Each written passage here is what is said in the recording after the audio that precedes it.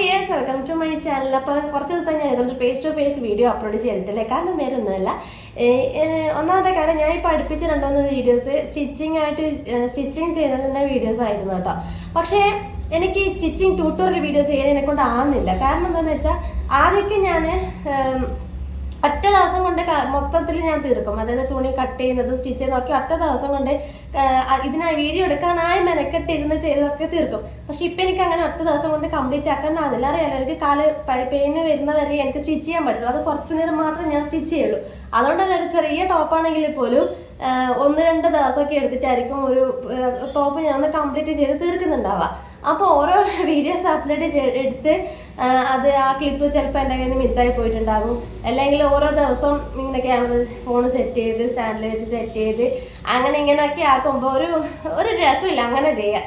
അപ്പോൾ പിന്നെ അത് മാത്രമല്ല, എനിക്ക് ട്യൂട്ടോറിയലായിട്ട് പറഞ്ഞുതരാൻ എന്നെക്കൊണ്ട് പറ്റുന്നു. എനിക്കാകുന്നില്ല അങ്ങനെ ട്യൂട്ടോറിയലായിട്ട് പറഞ്ഞുതരാൻ. നമുക്കറിയാത്ത കാര്യം നമ്മൾ അറിയുന്നില്ല എന്ന് തന്നെ ചെയ്യാൻ പറ്റാത്ത കാര്യം പറ്റില്ല എന്ന് തന്നെ പറയണ്ടേ. നമ്മൾ പുറത്ത് സ്റ്റിച്ച് ചെയ്ത് കൊടുക്കുന്നത് പോലെയല്ല, എനിക്കത് ട്യൂട്ടോറിയലായിട്ട് പറഞ്ഞു തരുമ്പോണ്ടല്ലോ എനിക്ക് ഭയങ്കര അത് മനസ്സിലാകുമോ, ഇത് ഞാൻ പറഞ്ഞത് ഇവർക്ക് മനസ്സിലാകുന്നുണ്ടോ ഒരു ടെൻഷനായിരിക്കും. അഥവാ ഞാൻ പറഞ്ഞ എന്തെങ്കിലും മിസ്റ്റേക്കൊക്കെ ഉണ്ടെങ്കിൽ അത് തന്നെയല്ലേ ബാക്കിയുള്ളത് കണ്ടിട്ട് ചെയ്യാൻ ആഗ്രഹിക്കുന്നവരെ കാണുമ്പോൾ ഞാൻ പറഞ്ഞു കൊടുക്കുന്ന മിസ്റ്റേക്ക് ആയിരിക്കുമല്ലോ അവർ ഫോളോ ചെയ്യുക എന്നുള്ളൊരു പേടി എനിക്കുണ്ട് കേട്ടോ.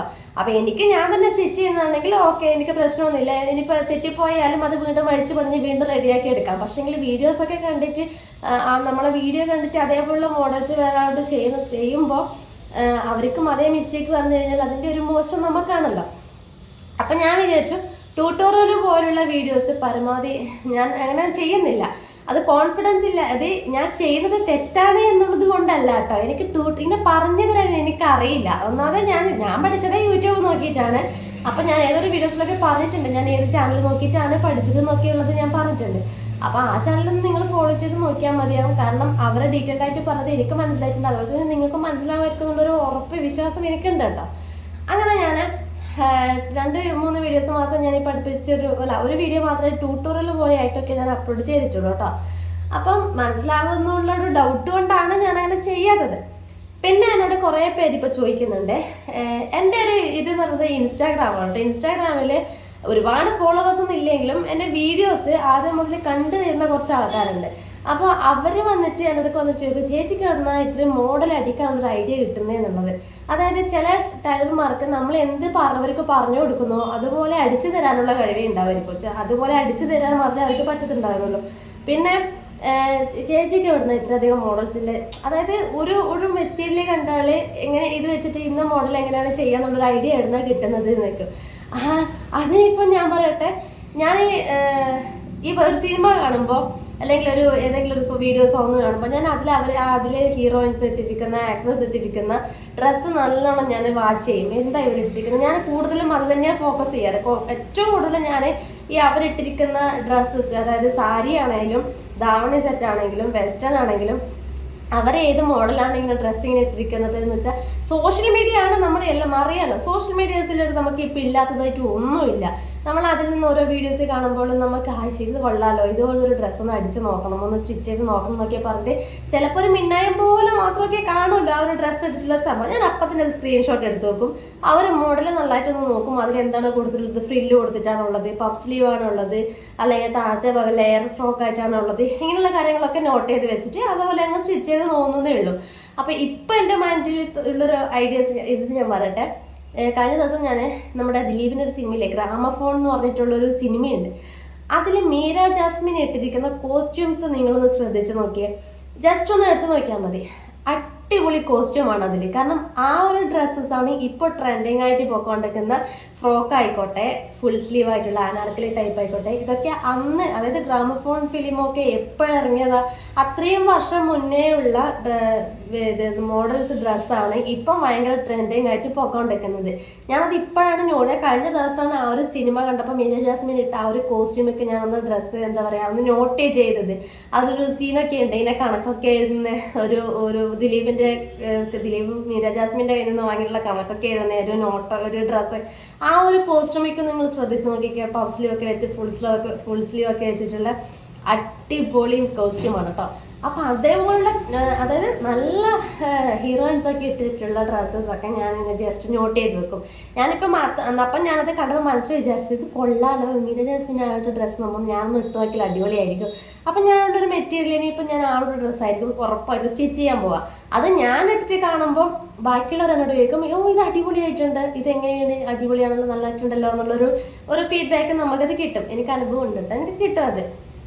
അതേപോലെ പണ്ട് ഈ പണ്ടത്തെ സിനിമ ഉണ്ടല്ലോ, ഈ ശങ്കർ എന്നുള്ള സിനിമ, ശങ്കർ എന്ന് പറഞ്ഞ നാടനുണ്ടല്ലോ, ആ ഒരു നാടനിലുള്ള സമയത്തുള്ള നദിയ മൊയ്തു എന്ന ഹീറോയിനുള്ള ആ നദിയ മൊയ്തുവിൻ്റെ കോസ്റ്റ്യൂംസ് നിങ്ങളൊന്ന് ശ്രദ്ധിച്ചാൽ മനസ്സിലാവും. എന്താ കോസ്റ്റ്യൂം, നിങ്ങളൊന്ന് ജസ്റ്റ് പഴയ വീഡിയോസിലെ ആ നദിയ മൊയ്തുവിൻ്റെ ഡ്രസ്സസൊക്കെ ഒന്ന് കണ്ടു നോക്ക്.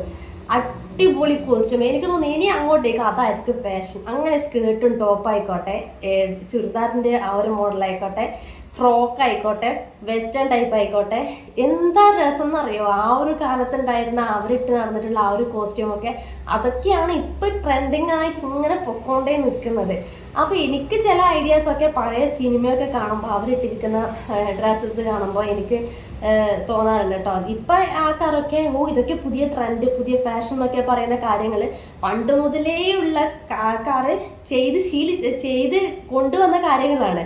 ആ കാര്യങ്ങളിൽ നിന്ന് ഇൻസ്പയർഡ് ആയിട്ടാണ് ഇപ്പോഴും ആൾക്കാർ ഓരോന്ന് എടുക്കുന്നത്. പിന്നെ ഒരു 99% പേർക്കും അറിയാവുന്നൊരു കാര്യമായിരിക്കും പിൻട്രസ്റ്റ് എന്ന് പറഞ്ഞിട്ടുള്ള ഒരു ആപ്പ്. നിങ്ങൾക്ക് അറിയായിരിക്കും, എന്നാലും ഞാൻ പറയാം, അറിയാത്ത ആരെങ്കിലും ആയിട്ട് ഉണ്ടാകുമായിരിക്കും. പിൻട്രസ്റ്റ് എന്ന് പറഞ്ഞ ആപ്പിൽ അത് നമ്മൾ ഡൗൺലോഡ് ചെയ്ത് കഴിഞ്ഞാൽ ഇഷ്ടം പോലെ നമുക്ക് ഏത് ടൈപ്പ് ഡ്രസ്സാണ് വേണ്ടതെന്ന് വെച്ചാൽ നമ്മൾ ജസ്റ്റ് ഒന്ന് സെർച്ച് ചെയ്ത് കൊടുത്താൽ മിക്ക മോഡൽസും അതിലുണ്ടാകും. അതായത് ഇപ്പോൾ ഈ അപ്ഡേറ്റഡ് ആയിട്ട് ഇപ്പോൾ പൊക്കോണ്ടിരിക്കുന്ന ഫാഷൻ തൊട്ട് കഴിഞ്ഞ ഫാഷൻ ആയിക്കോട്ടെ, ഇപ്പോൾ ഇനി എന്താണ് ട്രെൻഡിങ് ആയിട്ട് പൊക്കോണ്ടിരിക്കുന്നത് എന്നുള്ളതിൻ്റെ ഒരു ഏകദേശ ഐഡിയ നമുക്ക് ആ ഒരു പിൻട്രസ്റ്റ് എന്ന് പറഞ്ഞ ആപ്പിനകത്ത് കയറി കഴിഞ്ഞാൽ മനസ്സിലാകും. പക്ഷേ അതിൻ്റെ ഒരു പ്രശ്നം എന്താണെന്ന് വെച്ചാൽ അതിലിപ്പോൾ സിമ്പിളായിട്ടുള്ളൊരു ടോപ്പായിരിക്കും, പക്ഷെ അത് ഇട്ടിരിക്കുന്ന മോഡൽസ് കാണാൻ അടിപൊളിയായിരിക്കും. അതായത് നല്ല ഗേൾസൊക്കെ ആയിരിക്കും, നല്ല ഗ്ലാമർ ഗേൾസ് ആയിരിക്കും ആ ഒരു ഡ്രസ്സ് ഇട്ടിട്ടുണ്ടാവുക. അപ്പോൾ ഫസ്റ്റ് നമ്മൾ ഫോക്കസ് പോവുക ആ ഒരു ഡ്രസ്സ് ഇട്ട് കഴിഞ്ഞിട്ട് നമ്മളുണ്ടാകുന്ന ആ ഒരു കുട്ടീൻ്റെ ആ ഒരു മോഡലിൻ്റെ മുഖത്തേക്കായിരിക്കും, ഫേസിലേക്കായിരിക്കും. അപ്പോൾ അവർക്ക് നല്ല ബോഡി ഷേപ്പായിരിക്കും, അവരിട്ട് കഴിഞ്ഞാൽ അടിപൊളിയാണ് കാണാൻ, നല്ല കളർ അവർക്ക് നന്നായിട്ട് ചെയ്യുന്നതായിരിക്കും. ക്യാമറ ലൈറ്റിൽ അത്രയും അടിപൊളിയായിട്ടായിരിക്കും അവർ ആ ഒരു സംഭവം സെറ്റ് ചെയ്തിട്ടുണ്ടാവും. സെയിം ഡ്രസ്സ് നമ്മൾ ചെയ്ത് കഴിഞ്ഞിട്ടുണ്ടെങ്കിൽ നമ്മൾ ഇതെന്താ ഇതിലിപ്പോൾ ഉള്ളത്, സിമ്പിളായിട്ടുള്ളൊരു ടോപ്പ്, അതിനാണോ ഇത് ഇത്ര വലിയ എന്താ പറയുക, അവർക്ക് അതിട്ട് കഴിഞ്ഞപ്പം നന്നായിട്ടുണ്ടായിരുന്നു, നമ്മൾ ചെയ്യുമ്പോൾ എന്താ ഇത് ഇത്ര ഒരു രസമില്ലാത്തത് എന്നൊക്കെ ഒരു ഫീൽ നമുക്ക് വരും. അപ്പം മോഡൽസിനെ നമ്മൾ ശ്രദ്ധിക്കാതെ ആ ഡ്രസ്സ് മാത്രം ഒന്ന് ശ്രദ്ധിച്ച് നോക്കിയാൽ മതി കേട്ടോ. അപ്പോൾ അതിൽ നമുക്ക് മനസ്സിലാവും അതിലെന്തൊക്കെയാണ് അവർ കൊടുത്തിട്ടുള്ളത്, ഏത് ഡ്രസ്സാണ്, ഏത് സ്ലീവാണ്, എങ്ങനെയാണ് കൊടുത്തിട്ടുള്ളത്, ഫുൾ സ്ലീവാണോ, പിന്നെ എന്താണ് പഫ് സ്ലീവാണോ, ഫ്രിഡാണോ, ഇങ്ങനെയുള്ള കാര്യങ്ങളൊക്കെ ഏകദേശം നമുക്ക് മനസ്സിലാവും. ഇപ്പം ട്രെൻഡിങ് ആയിട്ട് പൊക്കോണ്ടതാണ് വി നെക്ക് ഷേപ്പ് എന്ന് പറയുന്നത്. കുറച്ച് കാലമായിട്ട് ഒരു ട്രെൻഡിങ് ആണത്. വി നെക്ക് ഷേപ്പുള്ള ചുരിദാറായിക്കോട്ടെ, കുർത്തീസ് ആയിക്കോട്ടെ, എല്ലാത്തിനും ഇപ്പം മിക്ക ആൾക്കാരും വി നെക്കൊക്കെയാണ് കൊടുക്കുന്നത്. അപ്പോൾ വി നെക്ക് ഡ്രസ്സാണ് നമുക്ക് വേണ്ടതെന്നുണ്ടെങ്കിൽ ജസ്റ്റ് ഒന്ന് അടിച്ചു കൊടുത്താൽ ഫുൾ വി നെക്കായിട്ടുള്ള ആ ഒരു ടൈപ്പിലുള്ള ഡ്രസ്സ് കാര്യങ്ങളൊക്കെ, പുതിയ കുർത്തീസ് കാര്യങ്ങളൊക്കെ നമുക്ക് ആ ഒരു പിൻട്രസ്റ്റ് എന്ന് പറഞ്ഞ ആപ്പിൽ കിട്ടും. ഞാനും നോക്കാറുണ്ട്, പക്ഷേ പിൻട്രസ്റ്റ് ഞാൻ അങ്ങനെ അധികം റെഫറൻസ് അങ്ങനെ എടുക്കാറില്ല.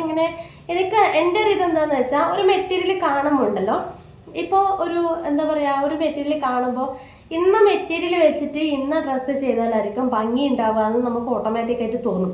അല്ലാതെ ഒരു ഡ്രസ്സ് കണ്ടു കഴിഞ്ഞാൽ, ഒരു മെറ്റീരിയൽ കണ്ടു കഴിഞ്ഞാൽ ഇത് വെച്ചിട്ട് ഒരു ടോപ്പ് സ്റ്റിച്ച് ചെയ്യാം എന്ന് വെച്ചാൽ ആ ഒരു മെറ്റീരിയൽ വെച്ചിട്ട് ആ ഒരു ടോപ്പ് സ്റ്റിച്ച് ചെയ്താൽ അത്ര ഭംഗി ഉണ്ടാവില്ല. മറിച്ച് ആ ഒരു മെറ്റീരിയൽ വെച്ച് നമ്മളൊരു ഫ്രോക്കോ അല്ലെങ്കിൽ ഒരു വെസ്റ്റേൺ ടൈപ്പ് ഡ്രസ്സോ ഒക്കെ സ്റ്റിച്ച് ചെയ്യുന്നതാണെങ്കിൽ കാണാൻ നല്ല ഭംഗിയായിരിക്കും. അപ്പോൾ അങ്ങനെ ഒരു മെറ്റീരിയൽ വെച്ചിട്ട് നമുക്ക് കമ്പയർ ചെയ്യാൻ പറ്റും. മോഡൽസ് നമുക്ക് കമ്പയർ ചെയ്ത് ഇന്ന മെറ്റീരിയൽ വെച്ച് നമുക്ക് ഇന്ന ഡ്രസ്സ് സ്റ്റിച്ച് ചെയ്താൽ നന്നായിരിക്കും എന്നുള്ളൊരു തോന്നൽ ഓട്ടോമാറ്റിക്കായിട്ട് നമുക്ക് തോന്നും.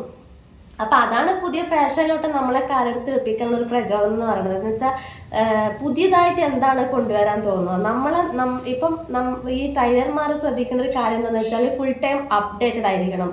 എപ്പോഴും നമ്മൾ സോഷ്യൽ മീഡിയയിൽ വെറുതെ ഫിലിമും ടിവിയും വീഡിയോസും കണ്ടിരിക്കുന്നതിന് പകരം കൂടുതൽ ഫാഷൻ റിലേറ്റഡ് ആയിട്ടുള്ള വീഡിയോസ് കാര്യങ്ങൾ ഫോട്ടോസ് കാര്യങ്ങളൊക്കെ നമ്മൾ ഇടയ്ക്കിടയ്ക്ക് ഇങ്ങനെ ചെക്ക് ചെയ്ത് നോക്കുന്നതാണെങ്കിൽ ഇനി വന്നുകൊണ്ടേ നിൽക്കുന്ന വരാൻ പോകുന്ന അപ്ഡേഷൻസ് നമുക്ക് കിട്ടിക്കൊണ്ടേ നിൽക്കും.